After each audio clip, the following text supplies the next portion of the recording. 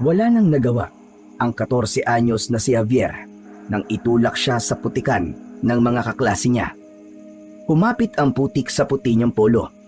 Hindi pa ron natapos ang pag-atake sa kanya dahil hinawakan ng isa sa 3 kaklase niya ang likod ng ulo niya at itinulak yun sa putik. Nang umangat ang mukha ni Javier, ay nagtawanan ang 3 niyang kaklase dahil sa itsura niya. Parang awa niyo na! Tama na! Tigilan niyo na ako! Tama na! Ngunit imbis na maawa sa kanya ang 3, ay nagtawanan pa ang mga yun ng mas malakas, hanggang isang boses ng lalaki ang nagpahinto sa tawanan ng 3. Hoy! Ano yan, ha? Napalingon silang lahat sa nagsalita. Nakita nila si Elijah na isa sa mga kaklase nila. May nakataling pulang panyo sa noo nito at ang buhok nito ay nakataas na akala mo ay isa itong karakter sa anime. Matangkad ito na may payat na pangangatawan. Pinaalis ng isa sa 3 lalaki si Elijah at anito ay wala itong pakialam doon. Ngunit imbis na umalis ay lumapit pa si Elijah kina Javier na parang wala itong naramdaman na takot. Huminto ito sa harap ng 3 at tiningnan ang mga yon mula ulo hanggang paa. Wala akong pakialam. 3 laban sa isa? Mga duwag pala kayo eh. Nagkatinginan ang 3 habang si Elijah ay nilapitan si Javier at inabot ang isang kamay kay Javier. Tumayo ka dyan. Inabot ni Javier ang kamay ni Elijah. Nag-alangan pa siya nung una dahil puro putik ang mga kamay niya. Hinila siya ni Elijah patayo. Nang makatayo siya, ay nagulat siya nang biglang itinulak ni Elijah ang isa sa mga 3 lalaki. Ano, ha? Ako ang kalabanin nyo. At huwag yung mga hindi kayo kayang labanan. Palibasa ang kaya nyo lang ay yung sa tingin nyo ay mahihina. Ipakita nyo sa akin ang tapang nyo 3. Tumiim ang bagang ng 3 at sinubukang suntukin si Elijah. Pero mabilis itong nakailag. Sinuntok ni Elijah ang isa sa muka at napasigaw yun sa sakit. Ang isa ay itinulak nito at napaupo yun sa putikan. Nagpulasan ang 3 paalis na halatang takot na takot kay Elijah. Hoy! Bumalik kayo rito! Hindi pa ako tapos sa inyo! Mga duwag! Kala nyo, ha? Uy, ano ka ba? Huwag mo na silang pabalikin. Buti nga't umalis na sila eh. Wala akong pakialam kahit bumalik sila. Kahit 3 mas marami pa sila. Hindi ko sila uurungan. Hindi sila uubra sa akin. Maraming salamat pala. Kung hindi ka dumating, baka kung ano nang nangyari sa akin. Bago ka rito, di ba? Ikaw yung transfer sa section natin?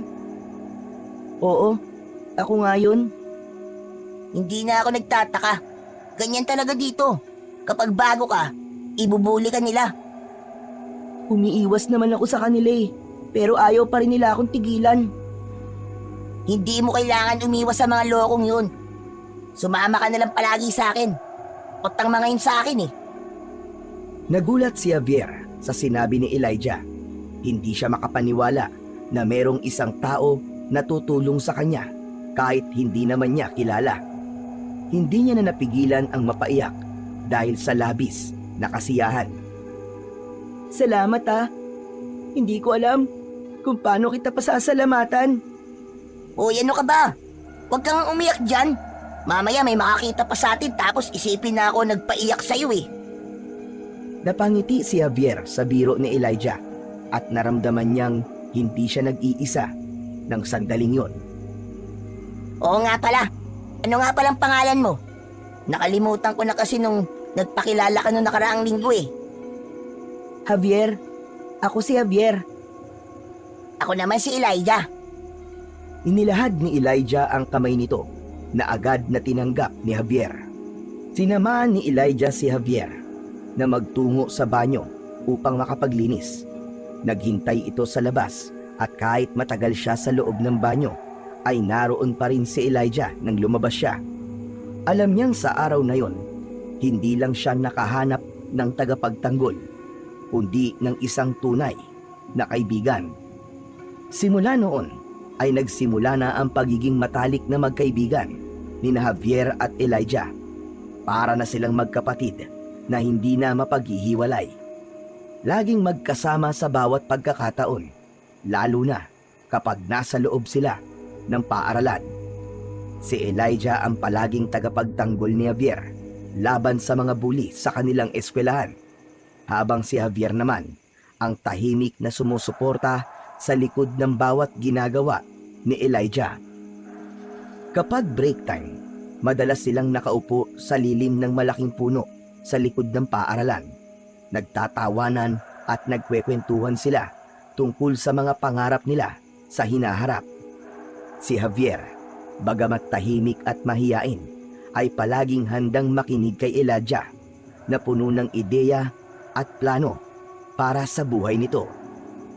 Minsan pa nga, nagpapalitan sila ng baon o hindi kaya ay nagsasalo sila sa pagkain ng isa't isa. Tuwing uwian, sabay silang naglalakad pauwi dahil sa iisang baryo lang naman sila nakatira. Madalas din silang magtulungan sa mga assignments. Naging paborito nila ang araw ng Sabado at Linggo.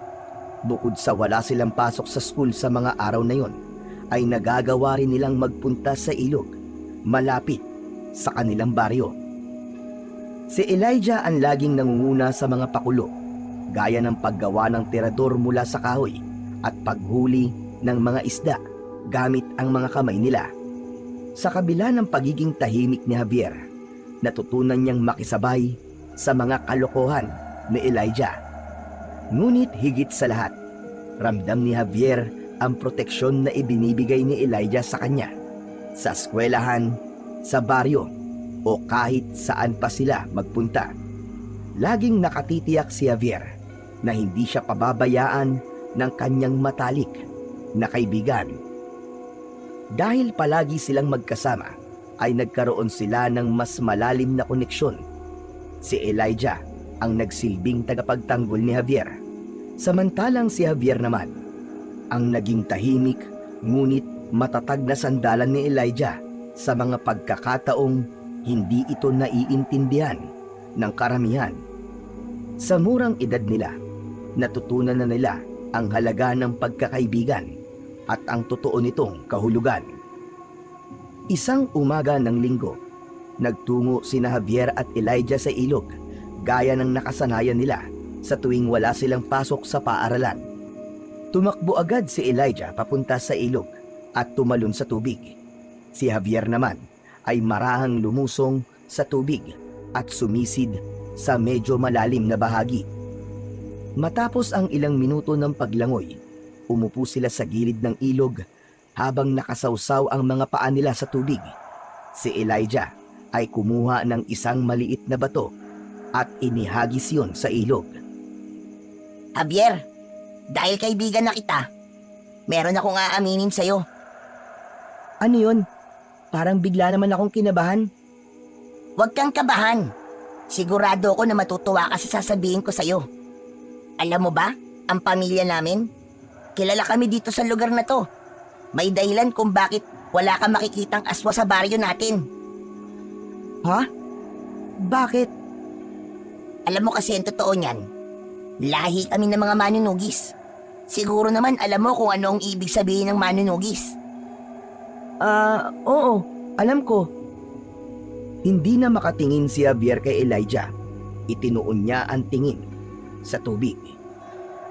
Kaya kung napapansin mo, ang tahimik dito sa atin. Walang kwento na may tao na nawawala sa gabi o kaya pinapatay ng aswang. Takot tira sa lugar na ito kasi nandito ang pamilya namin. Sakala mo ba? Sinasanay na ako ni tatay sa edad ko to. Dapat marunong na ako makipaglaban sa mga aswang.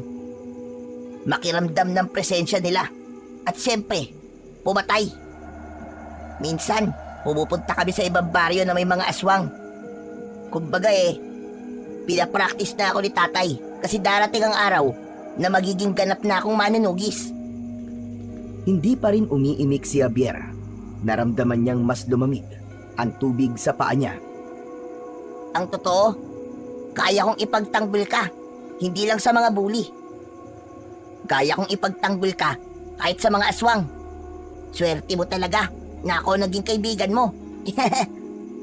Oh, sandali lang. Bakit naman ang tahimik mo? Wala. Nagulat lang ako sa sinabi mo. Hindi ko inaasahan na may kaibigan ako na magiging mahusay na manunugis pagdating ng araw. Sana nga maging mahusay na manunugis din ako, gaya ng tatay ko. Nakakahiya kasi yun kung hindi. Kasi ako lang ang nag-iisang anak na lalaki niya. Ako talaga ang magmamana ng ginagawa ng tatay ko eh. Walang naging sagot si Javier. Tumingin siya sa langit at pilit na inalis ang bigat sa dibdib. Tahimik ang paligid, pero sa loob niya, nagngangalit ang kaba at takot. Alam niyang hindi na magiging pareho ang tingin niya kay Elijah pagkatapos ng araw na yon. Simula nang malaman ni Javier na si Elijah ay nasa isang pamilya ng mga manunugis, ay nagkaroon na siya ng takot para sa kanyang pamilya at sa sarili. Sa tuwing kasama niya si Elijah, ay hindi niya ipinapahalata rito ang takot niya sa kanya. Natatakot si Javier dahil ang pamilya niya ay mga aswang na nagtungo sa baryo na yon upang magtago. Sa tuwing nais mambiktima ng mga magulang niya, ay sa ibang baryo nagtutungo ang mga yon upang hindi sila mapaghinalaan sa lugar na yon. Bagamat hindi pa ganap na aswang si Javier, ay alam niya sa kanyang puso ang magiging kinabukasan niya. Ang dugo ng aswang ay dumadaloy sa kanyang mga ugat at hindi magtatagal. Darating ang araw na magiging ganap na siyang aswang at magugutom siya sa bagay na pilit niyang iniiwasan: ang laman at dugo ng tao. Sa tuwing kasama niya si Elijah, ay palaging naroon ang takot niya na baka malaman yun kung ano talaga siya. Nalungkot si Javier dahil alam niyang ang isang tulad niya ay hindi kailanman maaaring maging kaibigan ng isang tulad ni Elijah na isang manunugis. Ganun pa man, pinilit niya na maging masaya sa pagkakaibigan nila ni Elijah, habang hindi pa nito nalalaman na kagaya siya ng mga nilalang na kalaban ng pamilya nito. Isang hapon, naglalakad sina Javier at Elijah pauwi mula sa eskwelahan. Tahimik lang si Javier habang nakikinig sa kwento ni Elijah tungkol sa mga karanasan nito sa pagsama nito sa tatay nito sa pagtugis sa mga aswang. Hanggang may sinabi si Elijah na labis niyang ikinatakot. Javier, alam mo ba, nalaman ng tatay ko na may pamilya ng aswang na nakatira dito sa baryo natin. Ha? Talaga? Kilala niyo ba kung sino yung pamilya na yon? Hindi pa nga eh. Nahihirapan si tatay na tukuyin kung sino sila. Magaling daw magtago. Baka sa ibang lugar daw ng bibiktima, kaya walang nauulat na pag-atake ng aswang sa baryo natin. Pero sigurado raw na nandito sila. Bumilis ang tibok ng puso ni Javier. Huminga siya ng malalim bago muling nagsalita. Paano nalaman ng tatay mo ang bagay na yan? May kaibigan kasi siyang bumisita nung isang araw sa bahay. Galing siya sa lugar kung saan dating nakatira ang pamilya na yon. At alam niya na dito sa atin nagtatago ang mga aswang na yon. Halos hindi na naintindihan ni Javier ang mga sunod na sinabi ni Elijah. Nasa isip niya ang pamilya niya, ang mga magulang niyang gabi-gabing umaalis para maghanap ng biktima sa malalayong baryo. Alam niyang maingat ang mga yon, pero dahil alam na ni na Elijah na may aswang sa baryo nila, ay hindi malabo na mabisto na ang tinatagong sikreto ng kanyang pamilya. Kaya mag-ingat ka rin, Javier, ha? Hindi natin alam kung sino ang aswang at kung kailan sila pwedeng umatake. Salamat sa paalala mo, Elijah. Hayaan mo, mag-iingat ako. Maiba ako. Alam mo, nasa isip ko, ang tagal na natin magkaibigan, pero hindi ko pa alam kung nasa ng bahay nyo. Ano kaya kung pumunta tayo ngayon sa inyo? Gusto ko rin makilala ang pamilya mo eh. Ano kasi, laging abala mga magulang ko eh. Madalas, wala sila sa bahay dahil sa trabaho. Siguro sa susunod na lang, kapag nasa bahay na sila. Sasabihan kita kapag nandun sila. O sige, ikaw ang bahala. Pero sana balang araw, makilala ko rin sila.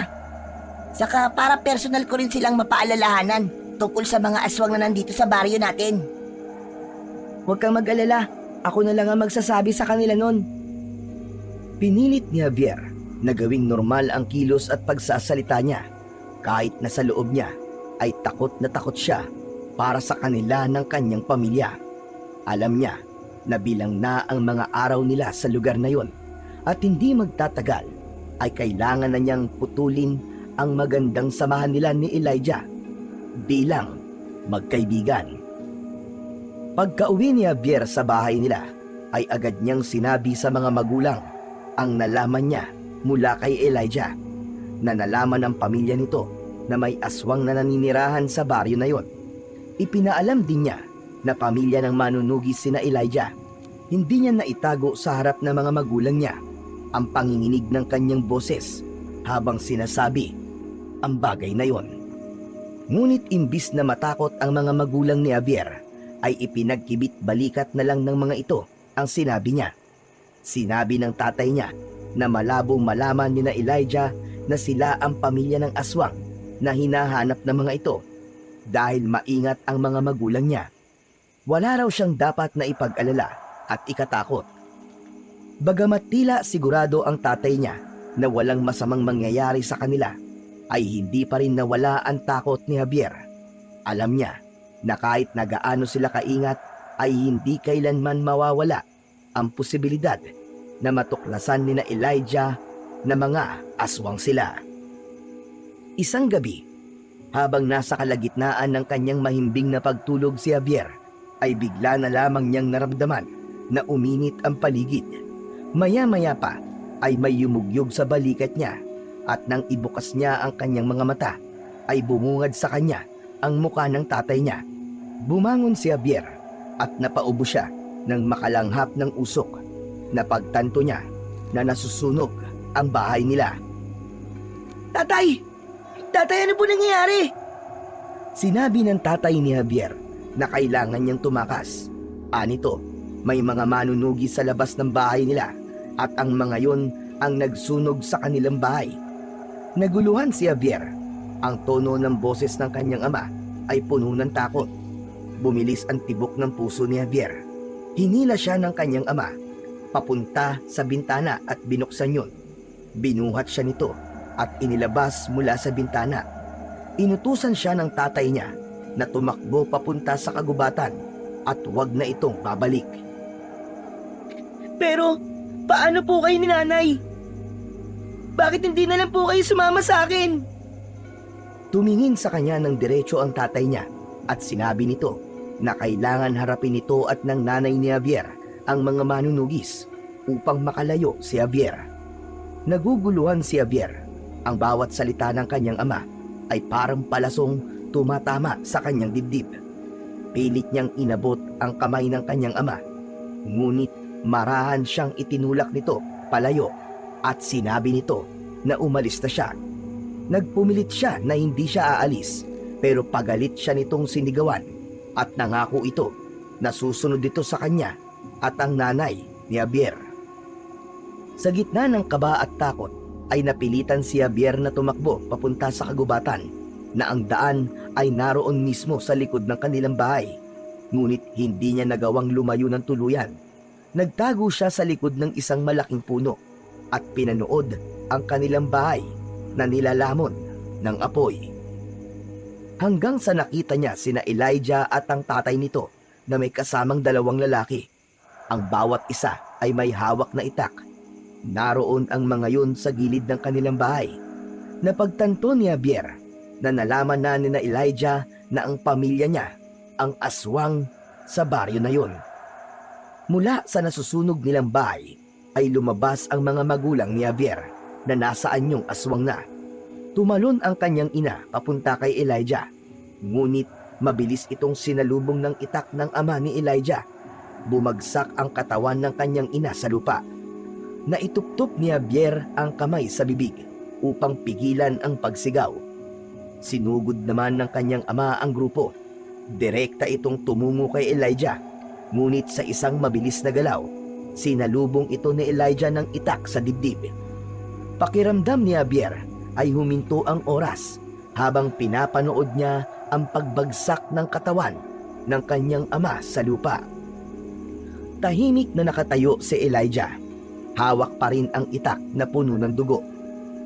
Lumapit si Elijah sa tatay ni Javier at ginilitan yun sa leeg at agad nitong isinunod ang nanay ni Javier. Hindi makapaniwala si Javier na sa kamay pa mismo ni Elijah magwawakas ang buhay ng kanyang mga magulang. Nanginig ang buong katawan niya habang ang luha sa mga mata niya ay walang patid na umagos. Marahang umatras mula sa kanyang taguan si Javier at siniguro niyang hindi siya makakagawa ng anumang ingay. Nang makalayo siya ng sapat ay sinimulan na niyang tumakbo.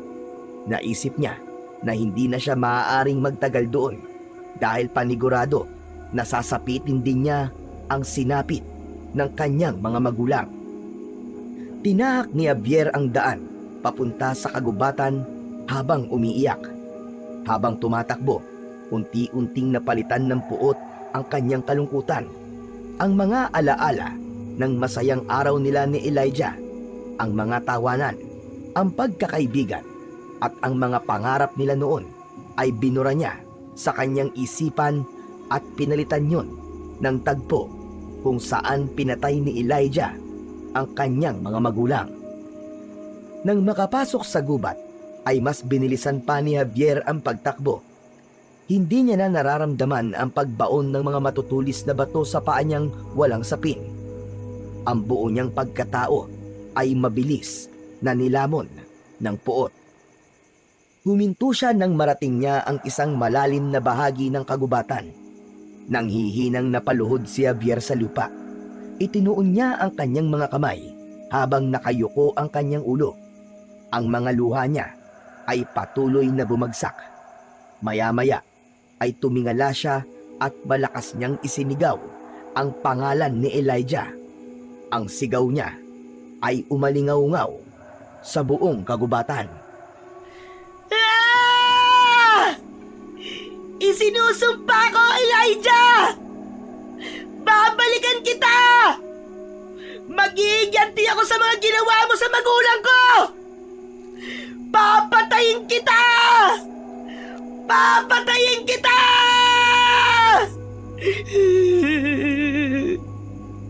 Papatayin kita! Papatayin kita, Elijah! Papatayin kita! Nang gabing yun, nangako si Javier sa kanyang sarili na hindi siya titigil hanggat hindi niya napaparamdam kay Elijah ang parehong sakit na naramdaman niya. Umaga na nang makalabas ng kagubatan si Javier. Sa kabila ng pagod ay nagpatuloy siya sa paglalakad hanggang sa makarating siya sa kalsada. Napansin niya ang isang truck na nakahinto sa gilid ng daan. May laman yun na mga malalaking basket na mga gulay at ang driver ay nasa hindi kalayuan. Nakatalikod yun at umiihi sa damuhan. Walang pagdadalawang isip na sumakay si Javier sa likod ng truck. Isiniksik niya ang sarili upang makapagtago sa mga basket ng mga gulay. Nang umandar na ang truck, ay nakaramdam siya ng labis na pagod at antok. Hinayaan niya ang sarili na pumikit at matulog upang kahit paano ay makapagpahinga siya. Hindi na alam ni Javier kung gaano katagal siyang nakasakay sa truck nang bigla siyang nagising dahil naramdaman niya ang paghinto ng truck. Sumilip siya at nalaman niyang nasa isang abalang lugar na siya. Maraming tao, maingay at puno ng mga sasakyan. Marami na ring matataas na gusali sa paligid. Mabilis siyang tumalon mula sa likod ng truck at naglakad palayo bago pa siya makita ng driver.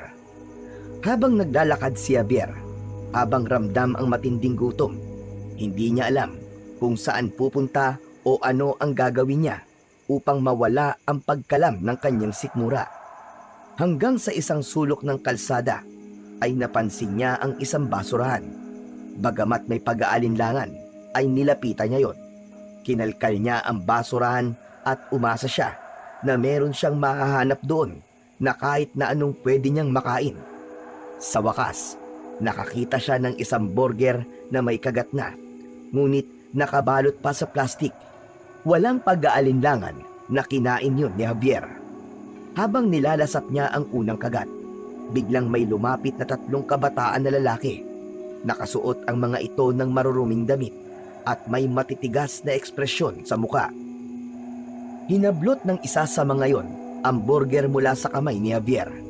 Pilit yung kinuha ni Javier, pero mabilis siyang itinulak ng isa pang lalaki. Pakiusap! Gutom na ako! Akin yan! Ako ang nakakita niyan eh! Hindi siya pinakinggan ng mga yon. Sa halip, muli siyang itinulak ng isa nang muli siyang tumayo. Hanggang sa nagsimula na ang 3 na saktan siya. Paulit-ulit siyang sinipa at sinuntok habang lahat ng paraan ay ginawa niya upang protektahan ang kanyang sarili. Nung una ay hindi lumaban si Javier. Nakayuko lang siya at tinanggap ang lahat ng suntok at sipa. Ngunit habang nakayuko, biglang sumagi sa isipan niya ang mga kaklase niya noon na nambubuli sa kanya, ang mga panlalait na natatanggap niya, at ang imahe ni Elijah na hawak ang dugoang itak matapos patayin ang kanyang mga magulang. Naramdaman niya ang init ng galit na gumapang sa katawan niya. Malakas na sumigaw si Javier sabay tayo. Mabilis niyang sinuntok ang isa sa mga lalaki at agad yung natumba. Ang dalawa pa ay nagulat, ngunit agad ding sumugod. Hinarap niya ang mga yon ng walang takot. Gumanti siya ng suntok at sipa. Ang galit at gutom niya ang nagbigay sa kanya ng kakaibang lakas ng sandaling yon. Isa-isang napabagsak ni Javier ang 3 lalaki hanggang sa takot na umatras ang mga yon at nagtakbuhan palayo.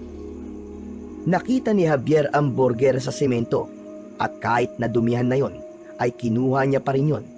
Umupo siya sa tabi ng basurahan at ipinagpatuloy ang kanyang pagkain. Habang unti-unting nauubos ni Javier ang burger na kanina lamang ay pinag-agawan nila ng 3 kabataan, ay naramdaman na rin niya ang paghupa ng kanyang gutom. Nang tumingin siya sa kabilang bahagi ng kalsada, nakita niya ang isang lalaki na nakatayo sa ilalim ng poste ng ilaw. Nakasuot yon ng itim na Amerikana at itim na shades.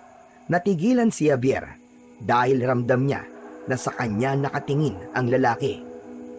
Maya-maya pa ay nagsimulang maglakad ang lalaki patungo sa kinaroroonan ni Javier. Napatayo si Javier mula sa kanyang kinauupuan at naghanda kung sakaling kailangan niyang tumakbo. Nang makalapit ang lalaki, tumigil ito sa harap niya. Ang hula ni Javier ay nasa 50 na ang edad ng lalaking yon.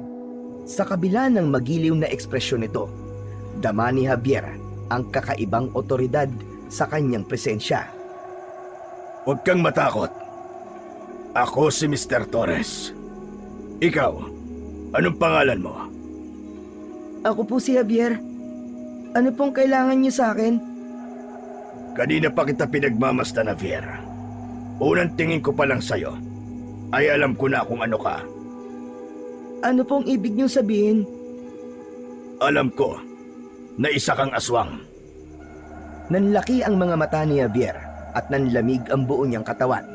Hindi niya alam kung paano nalaman ni Mr. Torres na isa siyang aswang, pero ang unang pumasok sa isip niya ay ang makatakas mula rito. Naisip niya na baka isa tong manunugis at ang mga aswang na gaya niya ay pinapatay nito. Hindi na nagsayang ng sandali si Javier at mabilis siyang tumakbo palayo sa lalaki. Narinig niya ang sigaw ni Mr. Torres sa likod niya, ngunit hindi niya naintindihan ang mga sinabi nito. Isa lang ang nasa isip niya ng mga sandaling yon, ang makalayo sa misteryosong lalaking yon. Tumawid si Javier sa kalsada at hindi niya nainisip ang mga sasakyan na mabilis na dumaraan. Nang makatawid siya, narinig niya ang malakas na preno ng isang kotse kasabay ng sigaw ng mga tao sa paligid. Naramdaman na lang niya ang matinding pagbunggo ng kotse sa kanyang likuran. Tumilapon siya at sumadsad sa kalsada. Ang huling imahe na nakita niya bago siya mawalan ng malay ay si Mr. Torres na mabilis na tumakbo palapit sa kanya. Nang bumalik ang malay ni Javier, ay una niyang naramdaman ang pananakit ng buo niyang katawan. Bawat galaw niya ay may kasamang kirot. Napansin niya ang malambot na kama kung saan siya nakahiga. Inilibot niya ang paningin sa malaking silid na kinaroroonan niya at hindi yun pamilyar sa kanya. Hinawakan niya ang ulo niya at naramdaman niya ang makapal na benda na naroon. Pati ang braso niya ay balot din ng benda. Sinubukan niyang bumangon, ngunit agad ding napahiga dahil sa sakit. Nasaan ako? Paano ako napunta rito?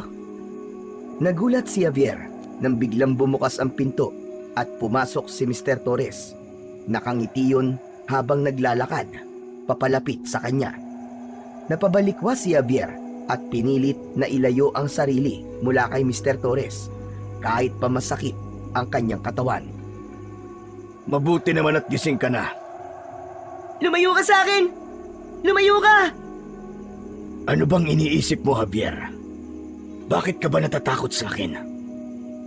Alam ko na manunugis ka. Alam mo kung ano ako. Alam mong aswang ako. Alam kong papatayin mo ako. Parang awa niyo na po. Huwag niyo po akong sasaktan. Napakunot ang noo ni Mr. Torres. Pagkatapos ay tumawa ito na naging dahilan ng pagtataka ni Javier. Ako? Manunugis? Javier, hindi ako manunugis. Isa rin akong aswang. Katulad mo, isa rin akong aswang. At kaya ko nalaman na isa kang aswang ay dahil marunong akong makaramdam ng presensya ng tulad natin. Natulala si Javier at hindi niya alam kung ano ang sasabihin. Hindi pa rin siya makapaniwala na ang taong akala niya ay kalaban ay isa rin palang tulad niya. Ngayon, pwede mo na bang ipaliwanag kung bakit ka naglalakad sa kalsada na parang wala kang pupuntahan? Saglit na natahimik si Javier. Bumuntong hininga siya. Sa kadahan-dahang ikinuwento ang lahat kay Mr. Torres. Ang pagsalakay ng pamilya ni Elijah, ang sunog sa kanilang bahay, at ang pagkamatay ng kanyang mga magulang sa kamay ng mga manunugis. Habang nagsasalita siya, muling bumalik ang sakit sa puso niya at halos mabasag ang boses niya sa gitna ng kanyang pagkikwento. Nakatitig lamang si Mr. Torres kay Javier at pinakinggan ng mabuti ang mga sinabi nito. Nang matapos si Javier sa kanyang kwento, tumango si Mr. Torres habang may lungkot sa mga mata nito. Alam mo, ganun talaga mga tao, Javier.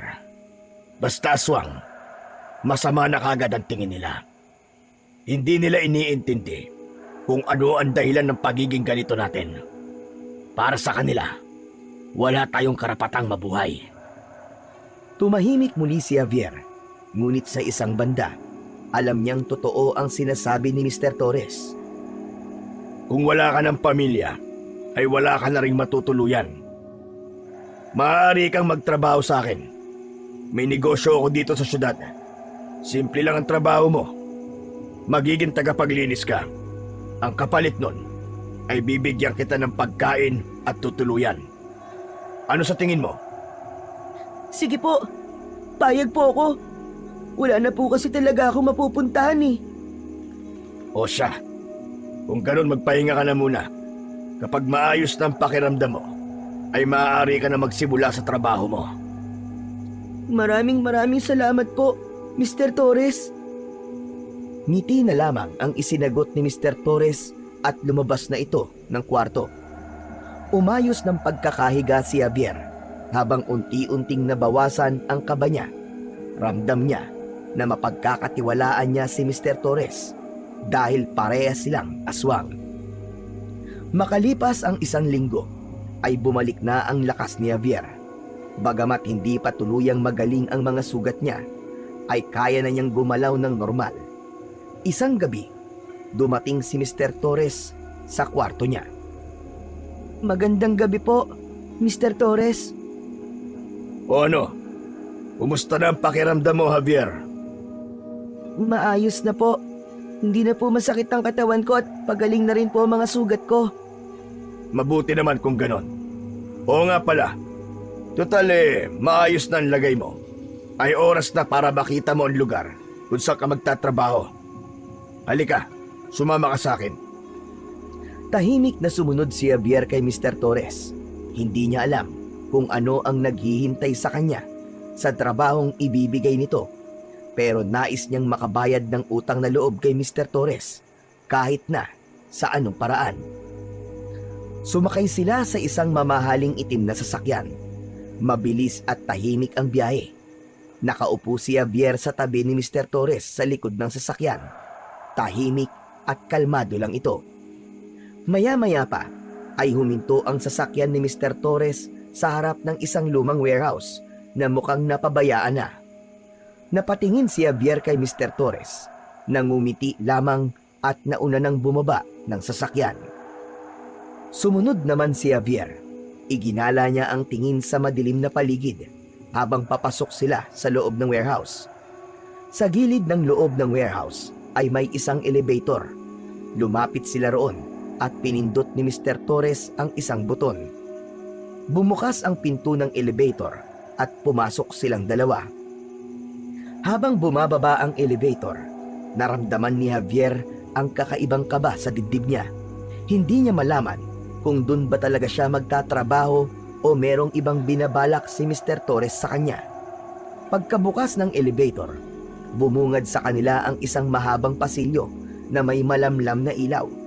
Ang mga ilaw sa dingding ay kulay pula at ang sahig ay gawa sa metal na may tumutunog sa bawat hakbang nila. Sa dulo ng pasilyo, nakita ni Javier ang isang hagdan na paakyat. Sinundan niya si Mr. Torres sa hagdan at nang makaakyat sila roon ay may nakita silang isang pintuan. Binuksan yun ni Mr. Torres at agad na bumungad sa kanila ang isang kwarto. Ang loob ng silid ay merong mahabang lamesa na may nakapalibot na mga upuan. Gawa sa metal ang dingding, ngunit malamig doon dahil sa air condition. Sa unahan nila ay may isang malaking salamin na dingding. Napansin ni Javier na may mahinang ingay na nanggagaling sa labas. Mga hiyawan na mga tao na parang may pinapanood na nakakatuwa. Lumapit si Mr. Torres sa salamin at sinenyasan nito si Javier na lumapit. Agad namang lumapit si Javier at tumingin mula sa salamin na dingding. At doon niya nakita sa ibaba ang isang eksenang hindi niya inaasahan. Sa ibaba ay isang napakalaking battle arena na napapalibutan ng mga upuan kung saan naroon ang maraming tao at mga aswang na nanonood. Ang arena ay maliwanag. May mga spotlight na nakatutok sa gitna kung saan naroon ang malaking battle ring na hugis hexagon. Doon ay may dalawang aswang na naglalaban at nagpapalitan ng mababangis na pag-atake. Ang mga nanonood ay nagsisigawan at tuwang-tuwa. Nanlaki ang mga mata ni Javier. Hindi siya makapaniwala sa kanyang nakita. Ang paligid ay parang ibang mundo. Isang lugar na hindi niya kailanman naisip na totoo. Hindi magawang ialis ni Javier ang mata niya sa dalawang aswang na naglalaban. Humarap siya kay Mr. Torres habang bakas ang pagtataka sa kanyang muka. Ano pong lugar ito, Mr. Torres? Ito ang negosyo ko, Javier. Ito ang dahilan kung bakit ako mayaman. Anong klaseng negosyo po ito? Alam mo ba ang sabong? Yung mga manok na naglalaban? Parang ganun din ang lugar na ito. Pero ang pinagkaiba nga lang, dito ay mga aswang ang naglalaban.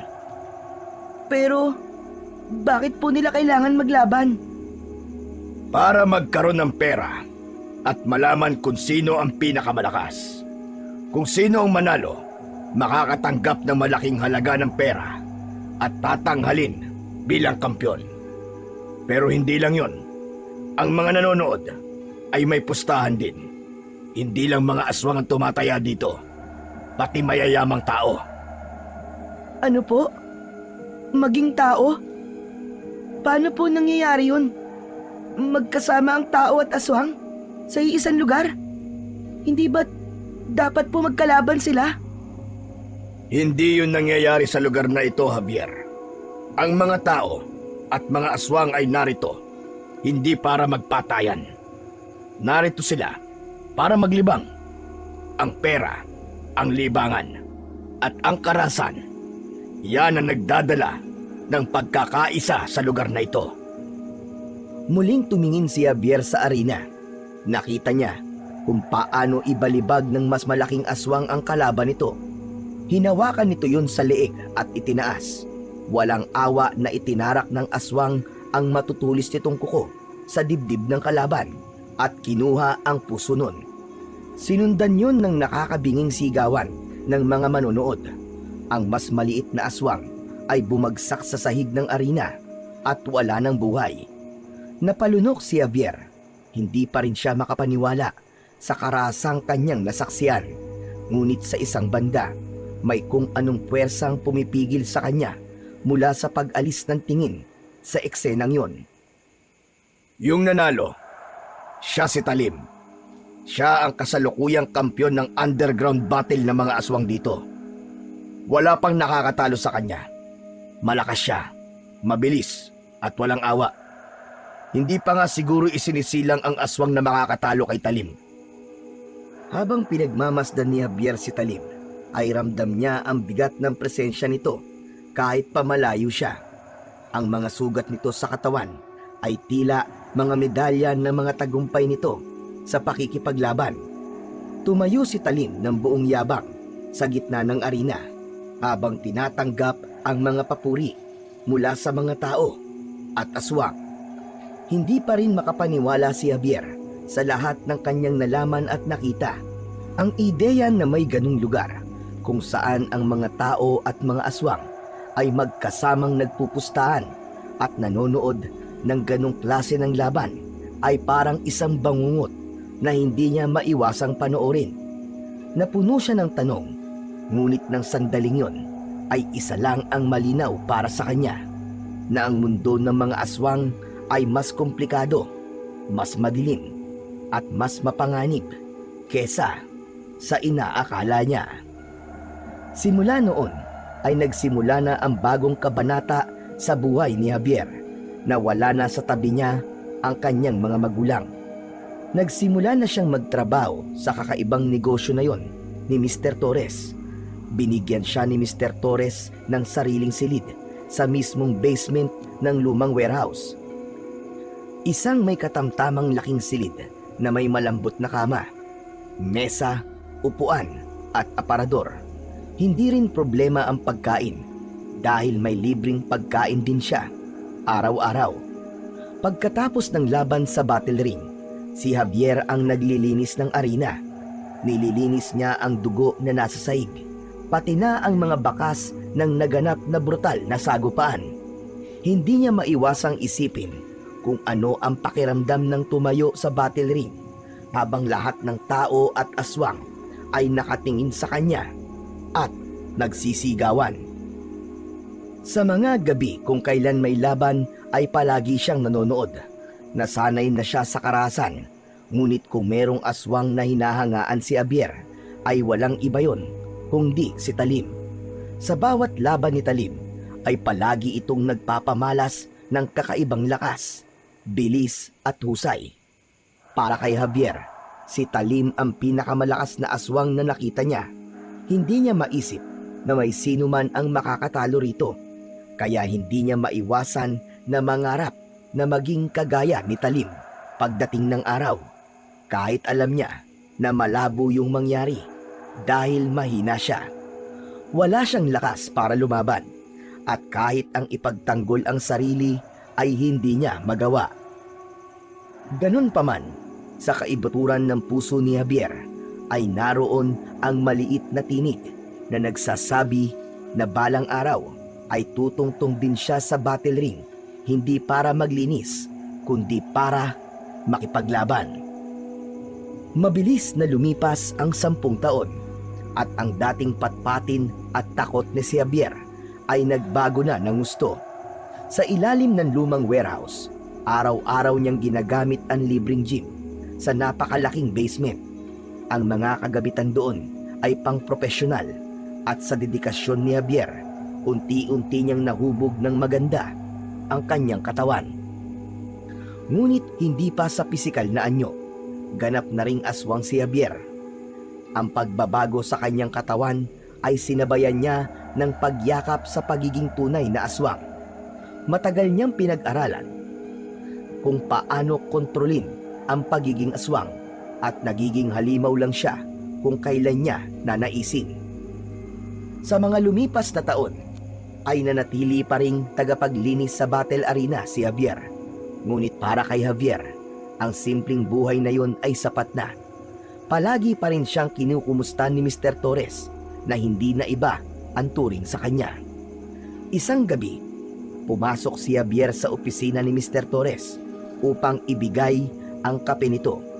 Maingat niya yung inilapag sa lamesa. May kailangan pa po ba kayo, Mr. Torres? Wala na. Maraming salamat sa kape, Javier.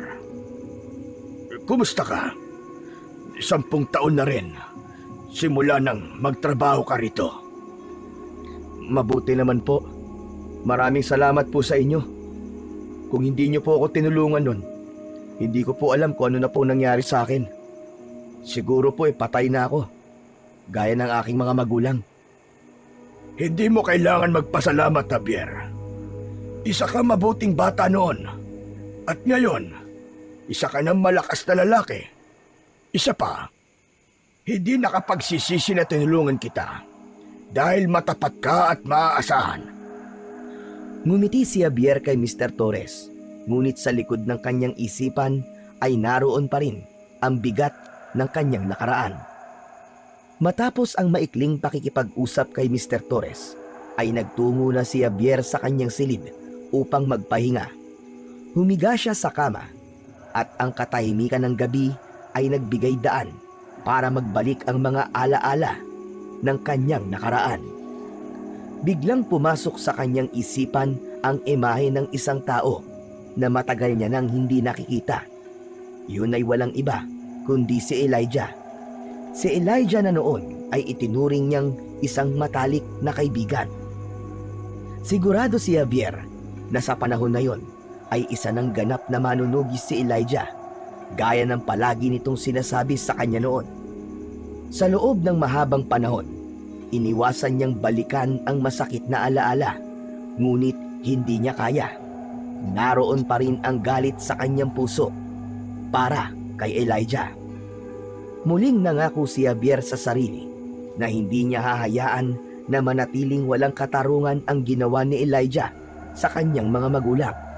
Naniniwala siya na darating ang panahon na maisa sa katuparan niya ang paghihiganti na matagal niya nang pinaplano. Isang gabi, nagtungo si Javier sa silid kung saan palagi siyang nanonood ng laban kasama si Mr. Torres. Pagbukas niya ng pinto, bumungad agad sa kanya si Mr. Torres na naglalakad pabalik-balik habang may kausap sa cellphone. Ang ekspresyon nito ay hindi tulad ng nakasanayan ni Javier. Halata ang galit at pagkadismaya at bawat salitang lumalabas sa bibig nito. Anong ibig mong sabihin umatras si Lucero? Bayad na siya, hindi ba? Wala ba siyang isang salita?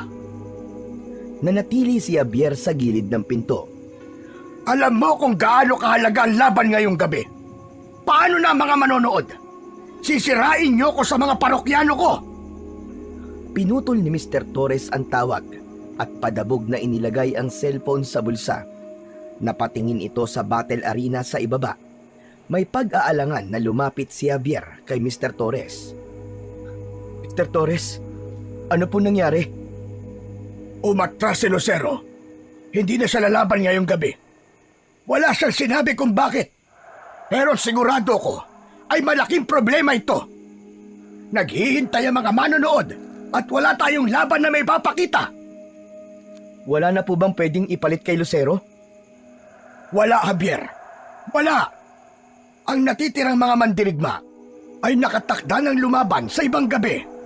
At ang problema, si Buwan ang makakalaban ni Lucero. Hindi pwedeng basta kung sino lang ang iharap ko kay Buwan. Napaisip si Javier. Alam niya kung sino si Buwan. Isa yung malakas na gabunan. Kilala si Buwan sa lakas nito at sa pagiging brutal nito sa laban. Maya-maya pa, napansin ni Javier na matiim na nakatingin sa kanya si Mr. Torres. Lumapit ito sa kanya at hinawakan siya nito sa magkabilaang balikat.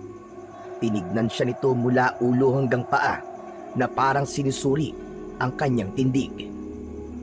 Javier, hindi ba't madalas kang makipag-sparring sa ibang katrabaho mo sa gym? Opo, Mr. Torres. Parte po yun ang pagpapalakas ko ng katawan eh. Kung ganon, ikaw ang lalaban kay Buwan ngayong gabi. Nanlaki ang mga mata ni Javier at agad siyang umatras ng isang hakbang mula kay Mr. Torres. Ano po? Ako? Teka, nagbibiro po ba kayo? Tagapaglinis lang po ako rito ah. Hindi ako magbibiro sa ganitong sitwasyon, Javier. Seryoso ako sa sinasabi ko. Pero hindi po ako sanay sa totoong laban. Sparring lang po ang alam ko. Hindi po ako sanay na lumaban sa harap ng maraming tao. Lalo na po kay Buwan. Javier, pakinggan mo ako. Alam kong hindi mo pa ito nagagawa. Pero kailangan kong tulong mo ngayon. Huwag kang mag-alala. Hindi ko hahayaan na mapahamak ka. Pero sigurado ako na kaya mong lumaban. Malakas ka na. Mas malakas kesa sa iniisip mo. Naguluhan si Javier. Alam niyang hindi yun basta-bastang laban. Si Buwan ang makakalaban niya at isa ito sa pinakamabangis na gabunan sa arena. Mr. Torres, pero paano po kung matalo ko? Paano po kung hindi ko kayanin? O kaya paano kung mamatay ako? Javier, kung hindi ka lalaban, mawawala ang tiwala ng mga manonood sa underground battle na ito. Posibleng hindi na sila bumalik. At kapag nangyari yon, malaking kawalan yon sa negosyo. Naiintindihan mo ba? Ikaw lang ang maaasahan ko ngayon, Javier. Kaya pumayag ka na. Alam ko at naniniwala ako sa kakayahan mo. Hindi agad nakapagsalita si Javier. Alam niyang hindi basta-basta ang hinihingi ni Mr. Torres. Pero naramdaman niya rin ang depresyon sa boses nito. Habang iniisip niya ang sinabi ni Mr. Torres, biglang pumasok sa kanyang isipan ang matagal niya ng pangarap. Ang tumayo sa battle ring, ang makilala, ang maramdaman ang papuri at sigawan ng mga tao at ng mga aswang. Napalunok siya ng kanyang laway. Sa kabila ng takot at kaba, ay baka yun na ang unang hakbang niya para tuparin ang pangarap niyang yun. Makalipas ang ilang sandali, ay marahang tumango si Javier. Sige po, Mr. Torres. Lalaban po ko. Alam kong hindi mo ako bibiguin, Javier. At tandaan mo, hindi lang ito para sa negosyo.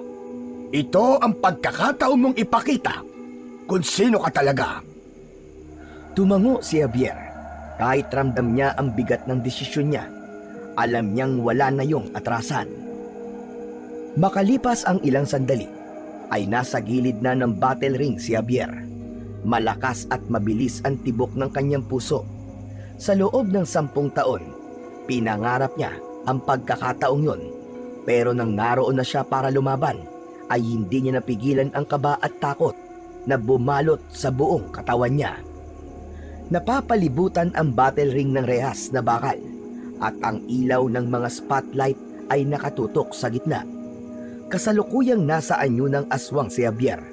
Ang kanyang katawan ay mas malaki, ang kanyang mga mata ay namumula, at ang kanyang mga kuko at ngipin ay matutulis. Pero kahit sa anyo niyang yon, ramdam niya na wala pa rin siyang laban kay Buwan. Narinig nila ang boses ni Mr. Torres mula sa taas ng arena. May gamit itong mikropono. Ang gabi sa inyong lahat! Alam kong inaabangan nyo ang laban ngayong gabi. Ngunit ikinalulungkot kong sabihin na hindi makakalaban si Lucero ngayong gabi dahil sa personal na dahilan. Ang mga manonood ay nagsimulang magbulungan at magingay. Agad na itinuloy ni Mr. Torres ang pagsasalita upang pigilan ang pagkadismaya ng mga manonood. Pero huwag kayong mag-alala. Sa halip, isang bagong mandirigma ang lalaban kay Buwan ngayong gabi. Ipinakikilala ko sa inyong lahat ang isang baguhan na handang ipakita ang kanyang lakas at bangis. Walang iba kundi si Supremo! Tumahimik saglit ang arena bago muling pumutok ang ingay ng mga manonood. Maging si Javier ay nagulat sa pangalan na ibinigay sa kanya ni Mr. Torres dahil sa tingin niya ay hindi bagay sa kanya ang ganoong alias. Wala nang nagawa si Javier kundi ang umakyat sa ring. Nakita niya si Buwan na naghihintay na. Matangkad si Buwan at hindi hamak na mas malaki ang katawan kesa sa kanya. Ang balat nito ay kulay itim at meron itong mahabang puting buhok. Ikaw ang ipinalit nila kay Lucero. Isang insulto to sa akin. Hindi ka sapat para sa akin. Isa kang baguhan. Pero kung sa bagay, ayos lang naman. Lamang tiyan ka rin pagkatapos ng laban na ito. Ramdam ni Javier ang panginginig ng kanyang mga binti habang tinititigan si Buwan. Simulan na ang laban! Sa hudyat na yon, biglang sumugod si Buwan kay Javier. Napakabilis nito para sa laki ng katawan nito. Hindi makagalaw si Javier, parang huminto ang oras. At bago pa niya namalayan, ay naramdaman niya ang malaking kamao ni Buwan na tumama sa kanyang dibdib. Tumilapon si Javier, pero agad siyang tumakbo para takasan si Buwan. Lumapit si Javier sa rehas na bakal at inugayon dahil nais na niyang umatras sa laban. Doon na nagsimulang mag-ingay ang mga manonood at narinig niya ang pangutya at tawanan ng mga yon sa kanya. Palabasin niyo ako rito! Ayoko na! Palabasin niyo ako! Hindi na ako lalaban! Ang kantsawan ng mga tao ay parang karayom na tumutusok sa buong pagkatao ni Javier. Maya-maya pa ay nagawa siyang buhatin ni Buwan nang walang kahirap-hirap. Sa isang iglap, hinampas siya ni Buwan sa sahig. Narinig niya ang sigawan ng mga manonood. Sa pagkakadapa ni Javier, ay biglang bumalik sa kanyang isipan ang mga alaala nung inginungudgod siya sa putikan ng mga kaklase niyang nambubuli sa kanya. Ang panlalait, ang kahihiyan. Ang kawalan ng kakayahan niyang ipagtanggol ang sarili ay parang sirang plaka na tumakbo sa kanyang isipan. Naalala niya rin ang gabing pinatay ni na Elijah ang kanyang mga magulang.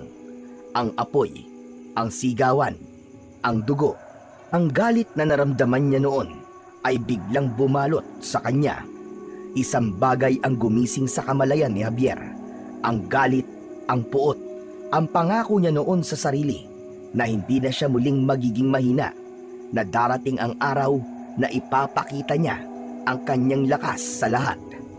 Marahang tumayo si Javier kahit nanginginig ang mga binti at balikat niya. Matalim ang mga mata na tinignan niya si Buwan at isang nakakatakot na ngisi ang itinapon nito sa kanya. Biglang sumugod si Buwan kay Javier gamit ang malaki nitong kamao at muli nitong binigyan ng malalakas na suntok si Javier. Ang unang suntok ay tumama sa tiyan niya at ang pangalawa ay sa kanyang panga na nagpatalsik sa kanya sa kabilang dulo ng ring. Bumagsak siya at naramdaman niya ang init ng dugo na dumaloy mula sa kanyang bibig. Pinilit pa rin ni Javier na bumangon kahit masakit na ang buo niyang katawan. Muling umatake si Buwan at hinayaan lang ito ni Javier. Walang kaalam-alam si Buwan na pinag-aaralan lang niya ang galaw at estilo nito sa pag-atake. Doon niya napansin na merong pattern ang galaw ni Buwan. Nang sumugod muli si Buwan, ay nagtagumpay si Javier na iwasan ang suntok nito. Ang kamao ni Buwan ay tumama sa rehas na bakal. Ginamit ni Javier ang pagkakataon na yon para magpakawala ng isang suntok na tumama sa tagiliran ni Buwan. Nagulat si Buwan, ngunit hindi yun sapat para mapabagsak niya ito. Muling sumugod si Buwan kay Javier, ngunit sa pagkakataon na yon ay mas handa na si Javier. Inilagan niya ang bawat suntok ni Buwan at patuloy niyang inaral ang bawat galaw ng kanyang kalaban. Habang tumatagal ang laban nila, ay mas naging mabilis ang galaw ni Javier. Nagpakawala siya ng mga sipa at suntok. Lahat ng yun ay tumama sa malaking katawan ni Buwan. Kahit duguan na si Javier, ay nagpatuloy pa rin siya sa pakikipaglaban. Nang muling umatake si Buwan sa kanya gamit ang malaking kamao nito, ay umiwas si Javier at mabilis na lumusot sa ilalim ng braso nito. Tumalon siya at malakas niyang siniko si Buwan sa likod ng ulo nito. Napayuko si Buwan sa kauna-unahang pagkakataon. Naging mas mabilis si Javier at bago pa makabawi si Buwan, ay pinaulanan niya ito ng sunod-sunod na atake. Tinamaan niya ang mukha nito, ang tiyan at ang tagiliran. Sandaling lumayo si Buwan kay Javier. Bumuelo ito at galit na inatake si Javier. Ramdam ni Javier ang desperasyon ni Buwan. Alam niya na hindi ito makapaniwala sa lakas at galing na kanyang ipinakita. Muling naiwasan ni Javier ang suntok ni Buwan. Mabilis niyang sinunggaban ang leeg ng gabunan gamit ang kanyang mahahabang kuko. Napasigaw si Buwan sa labis na sakit nang kagatin ito ni Javier sa leeg, at sa isang brutal na kilos, hiniklas ni Javier ang balat at laman sa leeg ni Buwan. Bumulwak ang dugo roon ni Buwan at bumagsak ito sa sahig. Nangisay ito hanggang sa tuluyang binawian ng buhay. Tumahimik ang buong arena. Lahat ng manonood, tao at aswang, ay tila hindi makapaniwala sa nangyari. Ngunit makalipas lamang ang ilang segundo, ang katahimikan ay napalitan ng napakalakas na sigawan at palakpakan. Sabay-sabay na isinigaw ng mga manonood ang pangalan na Supremo. Habol ni Javier ang kanyang paghinga. Puno ng dugo ang buo niyang katawan. Sa unang pagkakataon sa kanyang buhay, naramdaman niya ang papuri at paghanga na noon pa niya pinapangarap. Ang sakit ng katawan niya ay parang naglaho, at sa halip, napuno siya ng labis na kasiyahan. Itinaas ni Javier ang dugo ang kamao, habang ang pangalan niyang Supremo ay umaalingaw-ngaw sa buong arena. Pagkatapos ng laban, ay pagod na bumalik si Javier sa kanyang silid. Ang katawan niya ay puno ng sugat, ngunit ang init ng tagumpay niya sa una niyang laban ang naging dahilan upang hindi niya maramdaman ang sakit ng mga sugat na yon. Umupo siya sa gilid ng kama at binalikan sa alaala ang mga hiyaw ng mga tao sa loob ng arena nang manalo siya laban kay Buwan. Maya-maya pa ay biglang bumukas ang pinto ng kanyang silid at pumasok doon si Mr. Torres. Bakas sa mukha nito ang tuwa at kasiyahan. Congratulations, Javier! Congratulations! Napakagaling mo! Hindi ako nagkamali! Meron ka talagang itinatagong lakas at husay sa pakikipaglaban. Maraming salamat po, Mr. Torres. Alam mo ba, kahit nung bata ka pa lang, ay alam kong ganito ang magiging kapalaran mo. Magiging isa kang mandirigma. Isang kampyon. Hindi na ako nagulat sa ipinakita mo ngayong gabi, Javier. Ang totoo po niyan, nung bata pa ako, ay pinangarap ko na makipaglaban sa battle ring. Pero palagi po ako natatakot. Palagi po may pumipigil sa akin. Salamat po sa tiwala niyo sa akin, kahit wala pa akong napapatunayan. Pues ngayon, Javier, ngayong gabi ay may napatunayan ka na. Hindi lang isang bagong mandirigma ang isinilang ngayong gabi, kundi isang bagong kampyon. Sigurado ko, na pinag-uusapan ng mga manonood si Supremo. May bago na silang aabangan. At ikaw yun, Javier! Ikaw yun! Mula sa loob ng Amerikana ay kinuha ni Mr. Torres ang isang maliit na sobre at iniabot niya yon kay Javier. Kinuha naman yon ni Javier at binuksan. Tumambad sa kanya ang isang tseke. Nang makita niya ang nakalagay na halaga, ay nanlaki ang kanyang mga mata. Mr. Torres, ang laki naman po nito. Sobra-sobra po ito sa dapat ay ibabayad niyo po sa akin. Baliwala yan, Javier. Baliwala yan. Nararapat yan para sa'yo. Isinalba mo ko ngayong gabi. Kung hindi ka pumayag na lumaban, maaaring napahiya ko sa harap ng lahat ng manonood. Pero ikaw ang nagdala ng tagumpay, hindi lang para sa sarili mo, kundi para sa negosyo ko ngayong gabi. Kaya tanggapin mo yan bilang bayad at premyo mo. Halos hindi makapagsalita si Javier. Hindi niya inaasahan na ganun kalaki ang halaga ng kanyang makukuha mula sa laban. Sa kauna-unahang pagkakataon, naramdaman niyang sulit ang lahat ng sakit at pagod na dinanas niya sa laban. Isa lang ang hiling ko sa iyo, Javier. Nais kong makitang makipaglaban ka pa ng maraming beses. Gusto kong mas makita pa ang galing mo bilang si Supremo. Sige na, magpahinga ka na. Mamaya lang ay may pupunta rito para gamutin ang mga sugat mo. Lumabas na si Mr. Torres at naiwan si Javier sa kanyang silid. Tahimik siyang nakatitig sa hawak niyang tseke. Muli niyang narinig sa isipan ang mga hiyaw na mga tao sa arena at ang paulit-ulit na pagsigaw ng mga yon sa pangalan na Supremo. Isang ngiti ang gumuhit sa labi ni Javier.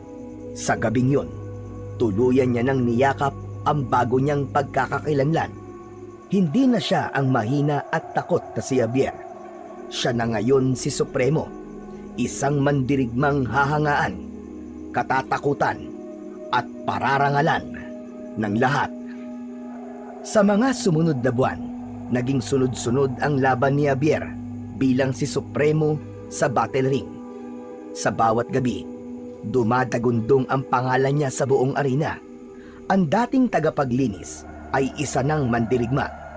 Wala siyang naging talo at ang bawat laban niya ay nagdadala ng mas malaking papuri at mas malalaking premyo sa kanya.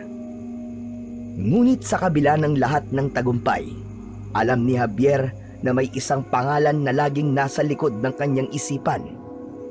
Yun ay walang iba kundi si Talim, ang kampyon na kanyang iniidolo at nananatili sa trono bilang nag-iisang kampyon.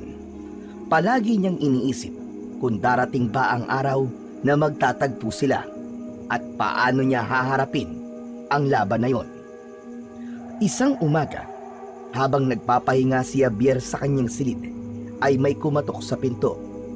Nang buksan niya yon, ay isa sa mga tauhan ni Mr. Torres ang naroon. Ayon dito, ay pinapatawag siya ni Mr. Torres sa opisina nito dahil meron itong mahalagang sasabihin sa kanya. Agad na nagtungo si Javier sa opisina ni Mr. Torres. Pagbukas niya ng pinto, ay nakita niya si Mr. Torres na nakaupo. Seryoso ang mukha nito habang may hawak na isang baso ng alak. Mr. Torres, pinatawag niyo raw po ako. Oh, Javier. Halika. May pag-uusapan tayo. Maupo ka. Umupo si Javier sa harap ni Mr. Torres. Alam kong nagtataka ka, Javier, kung bakit kita ipinatawag. Mamayang gabi, ikaw na ang makakalaban ni Talim. Nanlaki ang mga mata ni Javier. Halos hindi siya makapaniwala sa kanyang narinig. Ano po? Si Talim? Sigurado po ba kayo? Oh, Javier. Napakarami mo nang naging laban. Wala ka pang naging talo. Ngayon ay nasa posisyon ka na para makaharap ang kampyon. Darating at darating ang panahong ito kahit anong iwas ang gawin mo. Napayuko si Javier. Naramdaman niya ang kaba na bumalot sa kanya. Alam niyang iba si Talim sa lahat ng nakalaban niya. Si Talim ang kampyon, ang alamat ng arena. Sa kabila ng tagumpay niya sa mga nakaraang laban, alam niyang ang makaharap si Talim ay ibang klasing hamon para sa kanya. Mr. Torres, hindi ko po alam kung handa na po ako makalaban ng kampyon. Iba po si Talim. Wala pa pong nakakatalo sa kanya ni isa. Hindi ba't ganun ka rin naman? Wala pa rin nakakatalo sa'yo, hindi ba? Ilang beses mo na kaming ginulat. Ilang beses mo na rin pinatunayan na kaya mong talunin ang lahat ng inakala mong hindi mo kayang talunin. Hindi ka aabot sa puntong to kung wala kang kakayahang lumaban sa kampyon. Ito na ang tamang oras para magkaharap kayo, Javier. Ewan ko po. Pero natatakot akong matalo. Lalo na't sunod-sunod ang naging panalo ko. Ang talo ay bahagi ng laro, Javier.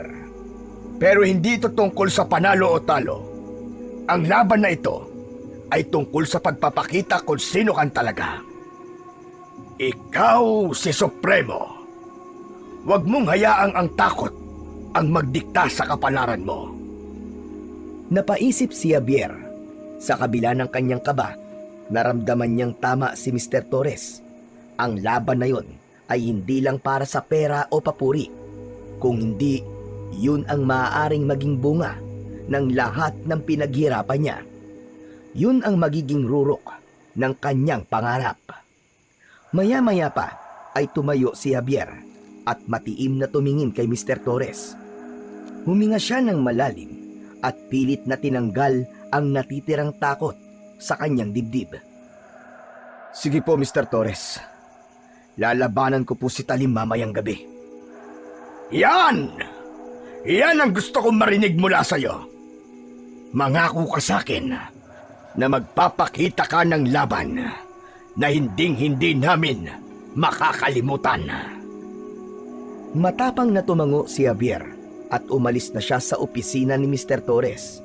Alam niya na ang laban niya kay Talim ang magiging pinakamalaking hamon sa buhay niya simula nang mapunta siya sa mundong yun. Walang ginawa si Javier sa maghapon, kundi ang paghandaan ang hindi inaasahang laban niya kay Talim mamayang gabi. Hanggang sa sumapit na ang oras ng laban nila.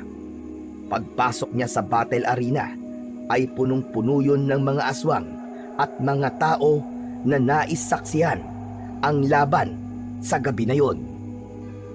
Ang sigawan ng mga manonood ang pumuno sa battle arena habang nakatayo si Javier sa labas ng battle ring. Sa gabing yun ay haharapin niya ang pinakamatindi at pinakamalakas na mandirigma na si Talim. Huminto ang sigawan ng mga manonood nang magsimulang magsalita si Mr. Torres mula sa mikropono. Mga mahal kong manonood, alam kong sabik na sabik kayo mapanood ang laban na inaabangan nating lahat. Ang laban para sa titulo ng kampyonato. Ipinapakilala ko ang unang mandirigma, ang walang talo at ang kasalukuyang kampyon na si Talim! Pumasok sa battle ring si Talim at parang lumindol sa lakas ng sigawan ng mga manonood. Matangkad na aswang si Talim. Ang kanyang katawan ay maraming peklap na patunay sa dami ng laban na napagtagumpayan nito. Sa lahat ng aswang na nakita ni Javier ay si Talim ang pinaka nakakatakot. Ang mga mata nito ay pulang-pula na parang isang bola ng apoy na naglalagablab sa dilim. Meron itong malaking pangil na nakalabas sa bibig nito. At sa titulong kampyon ay walang iba kung hindi si Supremo! Umakyat na si Javier sa battle ring habang nasaan yung aswang. Tumayo siya sa kabilang dulo ng ring habang ang kanyang mga mata ay nakatuon kay Talim. Paulit-ulit na isinisigaw ng mga manonood ang pangalang Supremo. Ngunit mas marami pa rin ang isinisigaw ang pangalan ng kampyon na si Talim. Ngayong gabi, malalaman natin ang sagot sa mga tanong na mananatili ba ang korona kay Talim o aagawin na ito ni Supremo. Mga manonood, mga mandirigma, simulan na ang laban! Nagkatinginan sina Javier at Talim sa gitna ng ring. Inayos ni Javier ang kanyang pagkakatayo at hinintay na umatake si Talim. Hindi nagtagal ay umatake na si Talim. Ang bilis ng galaw nito ay halos hindi maipaliwanag para sa laki ng katawan nito. Sa isang iglap, naramdaman ni Javier ang kamao ni Talim na tumama sa kanyang dibdib. Napaatras si Javier at halos nawalan siya ng hangin. Sunod-sunod ang mga atake ni Talim. Tumama ang isang suntok sa kanyang tagiliran at sinundan pa yon ng isang mabigat na sipa sa kanyang tiyan. Tumilapon si Javier sa kabilang dulo ng ring at tumama ang likod niya sa rehas. Halos hindi magkandamayaw ang mga manonood. Ang mga sumusuporta kay Talim ay nagbubunyi, habang ang mga tagahanga ni Javier ay nagbigay ng mga salita na lalong nagpalakas sa loob niya.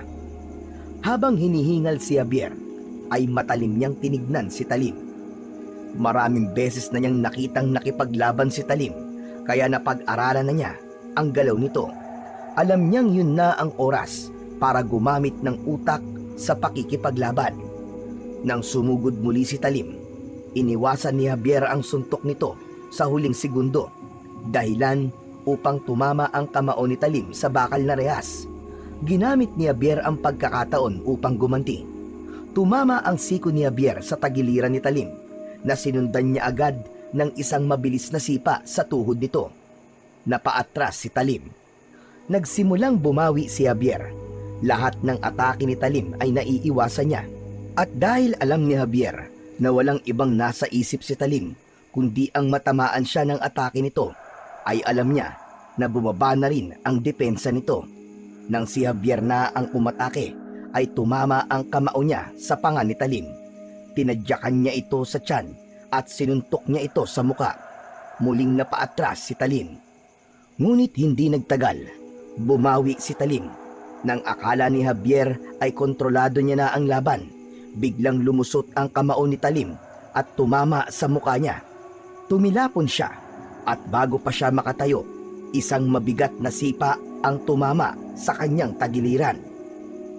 Muli siyang bumagsak sa sahig, naduguan at hingal na hingal. Pero alam ni Javier na hindi siya maaaring sumuko at kailangan niyang maipanalo ang laban na yon. Dahan-dahan siyang tumayo na puno ng determinasyon na manalo.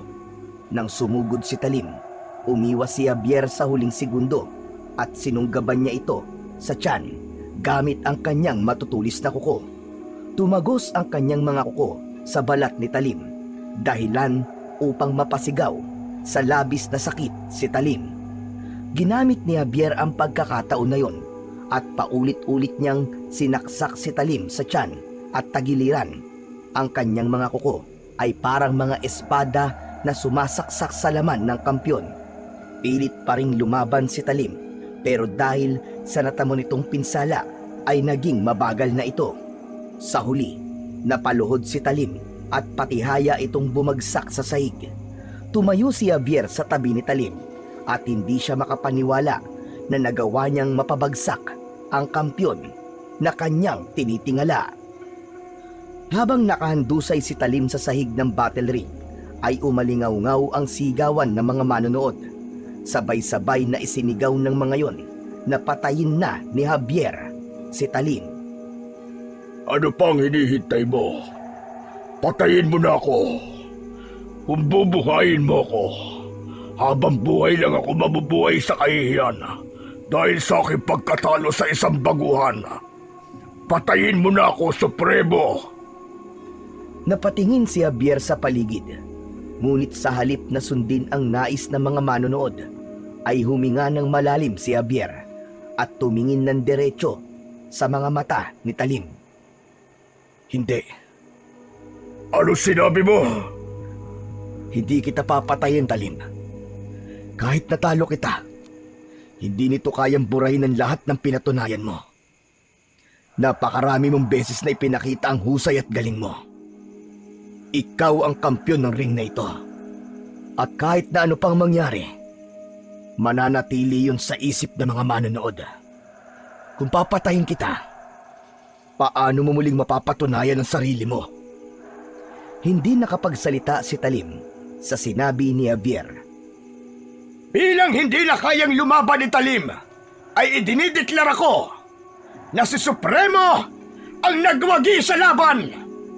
Ngayon, opisyal kong idinideklara ang bagong kampyon. Walang iba kundi si Supremo! Umabog ang sigawan ng mga manonood. Ang pangalan ni Supremo ay muling umalingaw-ngaw mula sa bibig ng bawat manonood na sinabayan ng palakpakan at hiyawan. Maluwa-luwa si Javier dahil hindi niya maipaliwanag ang kasiyahan sa puso niya. Ang init ng papuri mula sa mga manonood ay parang yakap na nagbigay sa kanya ng lakas sa kabila ng pinsala na natamo niya. Sa harap ng lahat, tinanggap niya ang kanyang tagumpay, hindi lang bilang si Supremo, kundi bilang isang mandirigmang nagawang makamit ang rurok ng kanyang pangarap. Nang sumunod na umaga, dumating si Mr. Torres sa kwarto ni Javier. May malaking ngiti sa mga labi nito. Inabot nito kay Javier ang isang tseke na may nakasulat na napakalaking halaga ng pera. Javier, iho! Binabati kita sa pagiging bagong kampyon. Wala akong ibang nararamdaman ngayon kundi pagmamalaki. Labis na nasiyahan ng mga manonood sa laban na ipinakita nyo ni Talim. Maraming salamat po, Mr. Torres. Kung hindi po dahil sa inyo, kung hindi po kayo nagtiwala sa akin, ay hindi ito mangyayari. Wala ako ngayon rito kung hindi niyo po ako binigyan ng pagkakataon. Nagkakamali ka, Javier. Ikaw ang gumawa ng sarili mong tadhana. At ako ay maliit na parte lang nun. Mula pa nung una kitang makita, alam kong may apoy ka sa loob mo. Ngayon, nakikita ng lahat kung sino kan talaga. Napakalaki ng pinagbago mo. Mula sa isang batang takot, ngayon, isa ka ng hari ng battle ring. Ipinagmamalaki kita, Javier. Napangiti si Javier. Ramdam niya ang sinseridad sa boses ni Mr. Torres. Tumango siya at muling nagpasalamat. Tumango si Mr. Torres at pagkatapos ay lumabas na ito ng silid na yon. Naiwan naman si Javier na binalikan ang lahat ng nangyari. Ngunit sa isip niya, may isang bagay na siyang kailangan gawin at yun ay ang maghiganti sa kamatayan ng kanyang mga magulang. Matapos yun, ay nagdesisyon si Javier na puntahan si Talim sa silid nito kung saan ito nagpapagaling. Pagdating niya sa silid, ay marahan niyang binuksan ang pinto. Sa loob, nakita niya si Talim na nakahiga sa isang kama. Napatingin si Talim kay Javier at bahagyang ngumiti. Anong ginagawa mo rito, Supremo? Dapat ay nagdiriwang ka dahil ikaw na ang bagong kampyon. Gusto lang kitang kumustahin at gusto ko rin magpasalamat sa'yo. Magpasalamat? Para saan? Ako ang dapat magpasalamat sa'yo dahil hindi mo ako pinatay. Tama ka. Hindi porket natalo ko sa kauna-unahang beses ay kailangan ko na ring mamatay. Huminga ng malalim si Javier bago sumagot. Ang totoo kasi, ikaw ang naging inspirasyon ko kung bakit ninais kong maging mandirigma sa battle ring. Gusto kong maging kagaya mo. At noon pa man, ay tinitingala na kita. Talim, hindi ko makakalimutan ang panahong pinanood kita sa ring at kung paano ka lumaban ng walang takot. Kung ano man ang narating ko ngayon, bahagi ka nun, Talim. Salamat sa sinabi mo, Javier. Alam kong darating ang araw na ito. Ang araw na may lalabas na mas malakas sa akin. At ikaw yun. Bahagyang napangiti si Javier sa sinabi ni Talim. Ano mang narating ko ngayon, mananatili ka pa rin bilang alamat ng battle ring. Talim, para sabihin ko sa'yo, walang makakabura ng nagawa mo. Marami ka pang haharaping laban, Supremo. Hindi lang sa ring. Sa mundo natin, ang tunay na laban ay nasa labas ng battle arena na ito. Kaya humanda ka. Pero alam kong kakayanin mo dahil malakas ka at may mabuti kang puso. Umalis si Javier sa silid na yon na may bagong pagtingin sa sarili at sa mundo. Ang respeto na nakuha niya mula kay Talim ay higit pa sa tagumpay. Matapos ang ilang araw mula sa laban ni Javier kay Talim, ay bumalik na sa normal ang takbo ng battle ring. Ang arena ay puno ng mga manonood na aswang at tao.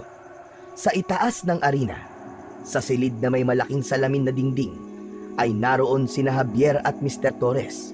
Magkasama nilang pinapanood ang laban sa gabing yon.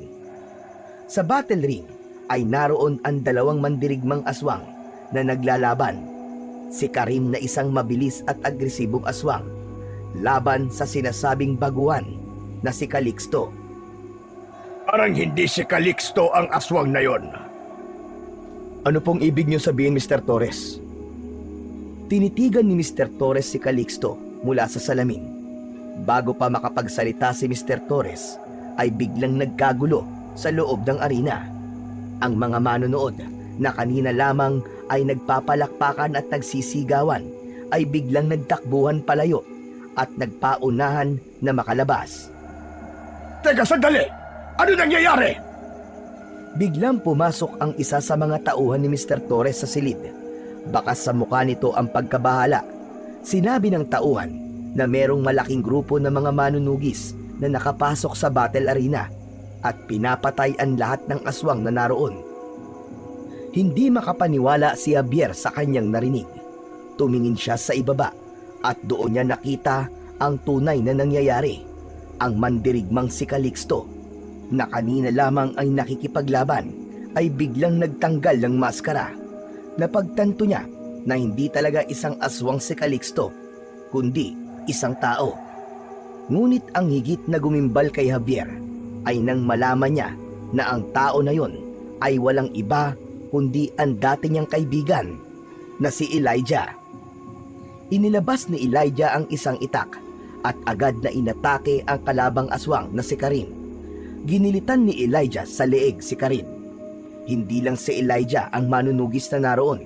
Mula sa mga upuan ng mga manonood, unti-unting tumayo ang iba pang tao na kanina lamang ay nagkukunwaring nanonood. Sabay-sabay na naglabas ang mga yon ng sandata. Isa-isang inatake ng mga manunugis ang lahat ng aswang na naroon. Halos hindi makagalaw si Javier habang pinapanood si Elijah. Ilang taon niyang pinangarap ang araw na magkita sila muli upang isakatuparan ang kanyang paghihiganti. Ngunit hindi niya inasahan na mangyayari yon sa lugar na yon. Lalaking nagpanggap na si Calixto. Siya ang pumatay sa magulang ko. Si Elijah. Tila tadhana ang nagdala sa kanya rito. Matagal mo nang hinihintay ang pagkakataon na ito, hindi ba? Tumango si Javier habang ang mga kamao niya ay mahigpit na nakatikom. Ang galit na matagal na niyang kinikimkim ay muling bumalik. Pero hindi ito panahon ng paghihiganti, Javier. May mas malaki tayong problema. Ang mga manunugis ay nanggugulo sa mundo natin. Kailangan natin kumilos ngayon din. Ipakita natin sa kanila na nagkamali sila ng desisyon na pasukin ang lugar na ito. Sabay na nag-anyong aswang sina Javier at Mr. Torres. Ang kanilang mga katawan ay lumaki at naging mabalasik at nakakakilabot ang kanilang mga muka. Agad na nagtungo sina Javier at Mr. Torres sa battle arena upang labanan ang mga manunugis. Nakita nila roon si Talim na sa kabila ng mga sugat nito na hindi pa magaling ay mas pinili pa rin ang lumaban. Maging ang ibang mandirigmang aswang ay naroon din upang supilin ang mga manunugis na bigla na lang umatake sa kanilang lugar. Habang nakikipaglaban ay nakita ni Javier si Elijah. Nasa battle ring pa rin yun at isa-isang pinapatumba ang mga aswang na lumalapit dito. Hindi napigilan ni Javier ang paglagablab ng galit niya kay Elijah. Wala siyang ideya kung paano natuntun ni na Elijah ang lugar na yon, pero hindi na importanteng malaman pa niya ang sagot dahil ang tanging nasa isip niya ng mga sandaling yon ay ang paghihiganti. Pero bago harapin ni Javier si Elijah, ay inuna muna niya ang pagtulong kina Mr. Torres na ubusin ang mga manunugis na nasa labas ng battle ring. Kahit marami ang mga yon, ay walang naging laban sa kanila ang mga manunugis. Hanggang sa tuluyan ng naubos ang mga manunugis at tanging si Elijah na lamang ang natira. Sa pagkakataon na yon, ay naglakad na si Javier papunta sa loob ng battle ring. Ngunit bago siya makaakyat doon, ay sinalubong siya ni Mr. Torres at Talim. Ang manunugis na sinasabi mo pumatay sa mga magulang mo. Siya na lang ang natitira, Javier. Ako na po ang bahala sa kanya. Ipaubaya niyo na po siya sa akin. At kahit anong mangyari, ay huwag kayong makikialam. Tumango si Mr. Torres. Tinapik siya ni Talim sa balikat at saka siya muling naglakad papunta sa loob ng battle ring. Mabagal na umakyat si Javier sa battle ring. Ang natitirang mga aswang na umaatake kay Elijah ay pinaalis niya. Agad naman na sumunod ang mga yon, hanggang sina Javier at Elijah na lamang ang nasa loob ng battle ring. Tinignan ni Javier si Elijah ng derecho sa mga mata. Kumusta ka, kaibigan? 15 taon, 10 buwan at 2 araw kung hinintay ang pagkakataon na ito, Elijah. Sa wakas, nagkaharap din tayong dalawa. Kilala mo ako? Paano mo ako nakilala? Ipakita mo kung sino ka. Hindi sumagot si Javier. Sa halip, dahan-dahan siyang nagbalik sa anyong tao. Ang kanyang katawan ay unti-unting bumalik sa dati nitong anyo. At sa isang iglap, ang pamilyar na mukha ni Javier ang nakita ni Elijah. Biglang nanlaki ang mga mata ni Elijah, halatang hindi ito makapaniwala sa kanyang nakikita. Javier? Javier, ikaw ba yan? Mabuti naman at natatandaan mo pa ako. Oo, isa akong aswang. At ako ang anak ng mga aswang na pinatay mo noon sa lugar kung saan tayo dating nakatira. Siguro naman naaalala mo pa yon. Yung bahay na sinunog nyo. Yung mag-asawang aswang na pinatay mo. Hindi. Hindi ko alam, Javier. Hindi ko alam na sila mga magulang mo. Kung alam ko lang, hindi ko sana ginawa yon. Hindi mo alam? Sa tingin mo ba? May magbabago kung alam mo? Isa kang manunugis. Kahit alam mo magulang ko sila, sigurado akong papatayin mo pa rin sila. Javier, humihingi ako ng tawad. Wala akong ibang hangad, kundi ang protekta ng baryo natin noon. Hindi ko alam na ikaw at ang pamilya mo pala ang aswang. Sa tingin mo ba, ay maibabalik ng paghingi mo ng tawad ang buhay ng nanay at tatay ko? Huli na. Huli na, Elijah, para sa paghingi mo ng kapatawaran. Ikaw ang dahilan kung bakit ako naging ganito. Ikaw ang naghubog ng halimaw na nasa harapan mo ngayon. At ngayong gabi, magbabayad ka sa lahat ng utang mo sa akin. Muling naging anyong aswang si Javier. Agad siyang sumugod kay Elijah. Gamit ang buong lakas ng kanyang katawan, sinubukan niyang kalmutin sa mukha si Elijah. Ngunit mabilis itong nakailag. Javier! Javier, sandali! Hindi tayo dapat magpatayan! Magkaibigan tayo! Magkaibigan? Matagal nang natapos ang pagkakaibigan natin. Tinapos mo nung pinatay mo mga magulang ko! Halata ang depresyon sa boses ni Elijah habang iniiwasan nito ang sunod-sunod na atake ni Javier. Ngunit si Javier ay hindi nagpapigil at tumama ang kanyang mga kuko sa braso ni Elijah. Muling umatake si Javier na pilit pa ring iniiwasan ni Elijah, ngunit dahil sa bilis ni Javier ay ilang beses niya itong nasugatan. Wala nang nagawa si Elijah kundi ipagtanggol ang kanyang sarili. Tinapatan ni Elijah ang pag-atake ni Javier gamit ang matalim nitong itak.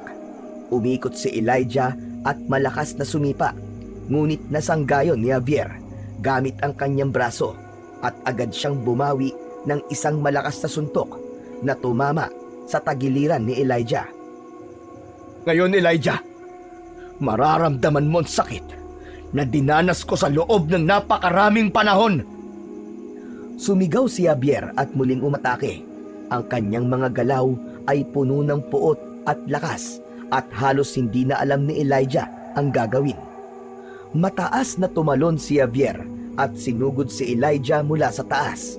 Tinangka naman ni Elijah na salubungin siya ng itak, ngunit sinanggayon ni Javier gamit ang kanyang braso at sa kanya sinaksak si Elijah sa tiyan gamit ang kanyang matatalas na kuko. Napasigaw si Elijah sa sakit at nabitiwan nito ang hawak na itak. Bumagsak si Elijah. Agad na pumaibabaw si Javier kay Elijah. Galit na galit siyang sumigaw at sinimulan niyang suntukin ng paulit-ulit sa mukha si Elijah. Sandaling huminto si Javier upang mag-ipon ng lakas. Nagkaroon si Elijah ng pagkakataon na makapagsalita. Javier! Javier! Kung alam ko lang na sila ang mga magulang mo, hindi ko sana ginawa yon dahil mas matimbang ang pagkakaibigan natin kaysa sa pagiging manunugis ko. Maniwala ka! Sinungaling ka. Lahat ng sinasabi mo ay puros kasinungalingan. Nung nawala ka, Javier, hinanap kita. Javier, maniwala ka. Ikaw lang ang naging kaibigan ko. Nang hindi ka na bumalik, naging malungkot ako. Pinilit kong hanapin ka, pero hindi kita natagpuan. Natigilan si Javier. Ang kanyang mga kamay na puno ng dugo ni Elijah ay nanatiling nakataas. Hindi niya alam kung ano ang kanyang iisipin o mararamdaman sa mga sinabing yun ni Elijah. Pero kung ang pagpatay mo sa akin ang magpapawala ng galit mo, ay gawin mo na. Patayin mo na ako, Javier. Sumigaw si Javier ng napakalakas. Itinaas niya ang kanyang mga kuko na handang tumarak sa leeg ni Elijah. Ngunit bago pa niya maituloy ang kanyang plano, biglang bumalik sa isipan niya ang mga alaala nila ni Elijah, ang mga araw ng kanilang pagkakaibigan, ang kanilang pagtawa, at ang ilang beses na ipinagtanggol siya nito. Ang kanyang mga kuko ay nabitin sa ere. Napatitig siya sa dugo ang mukha ni Elijah at unti-unting bumagsak ang kanyang mga kamay. Ang kanyang galit ay napalitan ng lungkot at pagkalito. Unti-unti siyang bumalik sa pagiging tao at umalis siya sa ibabaw ni Elijah. Umupo si Javier sa tabi ni Elijah habang hawak ang kanyang ulo. Nagsimula nang bumalong ang luha sa kanyang mga mata. Ah! Hindi! Hindi ko kaya! Hindi kita kayang patayin! Umalis ka na, Elijah. Lumayo ka sa lugar na ito. Ang lugar na ito ay malayo sa mundo kung saan ang mga aswang ay pumapatay ng mga tao. Nagkamali kayo nang pumasok kayo rito dahil namumuhay kami rito ng payapa. Pierre, patawarin mo ako, kaibigan. Alam kong wala nang halagang salitang yun para sa'yo. Pero gusto kong malaman mo na totoo ang pagsisisi ko. Tumigil ka! Tama na! Umalis ka na! Bago pa magbago ang isip ko. Nahihirapang tumayo si Elijah.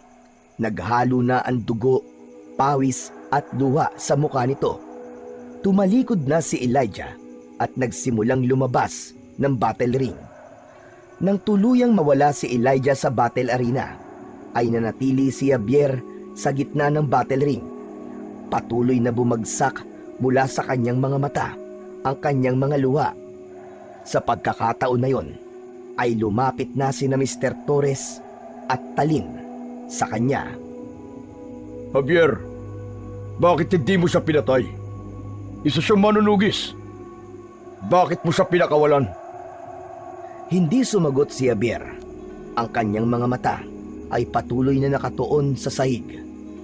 At ang kanyang paghikbi ay mas lalong lumakas. Hindi niya kayang sagutin si Talim dahil maging siya ay hindi alam kung bakit hinayaan niyang mabuhay si Elijah.